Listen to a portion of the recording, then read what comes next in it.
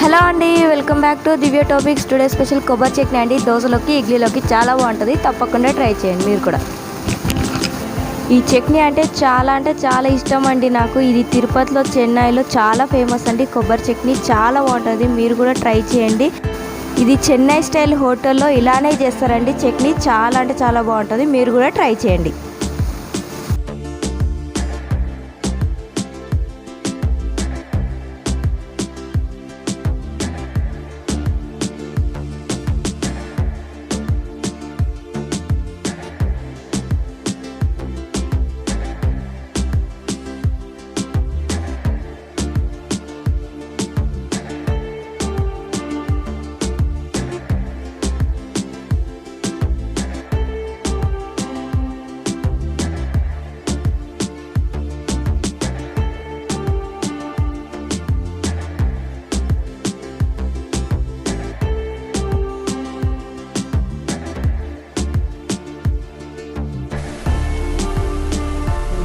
కొబ్బరి చట్నీకి కావాల్సిన ఐటమ్స్ అండి: సగం టెంకాయ కొబ్బరి తీసుకున్నాను, పచ్చి కొబ్బరి, జీలకర్ర 1 స్పూన్ అండి, 6 పచ్చిమిర్చి, 3 వెల్లుల్లి, 1 కప్పు పుట్నాల పప్పు అండి. ఇంత కప్పు తీసుకున్నాను. ఇప్పుడు మిక్సీ పట్టుకుందామండి ఇవన్నీ వేసుకొని.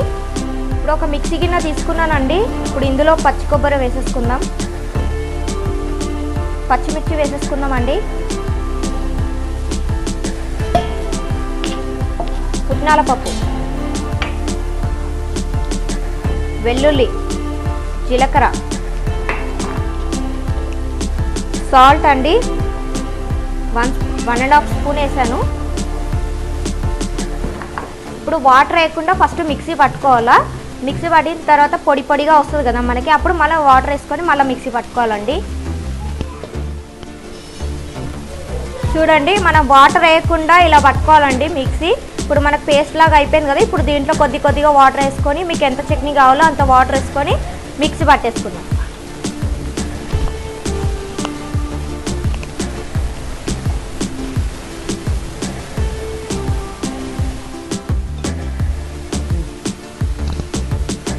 చూడండి, మనకి వాటర్ వేసుకొని ఈ విధంగా పేస్ట్ అయితే చాలన్నమాట. మన కొబ్బరి చట్నీ రెడీ అయిపోయిందండి. ఇప్పుడు పోపు పెట్టేసుకుందాం. మనం స్టవ్ ఆన్ చేసుకొని పోపు గిన్నె పెట్టుకున్నానండి. దాంట్లో మనకు సరిపడా కొద్దిగా ఒక 2 స్పూన్స్ ఆయిల్ వేసుకున్నాను. ఇందులోనే కొద్దిగా ఆవాలు, జీలకర్ర, కరివేపాకు. ఇప్పుడు ఇది మనం చట్నీలోకి వేసేసుకుందామండి.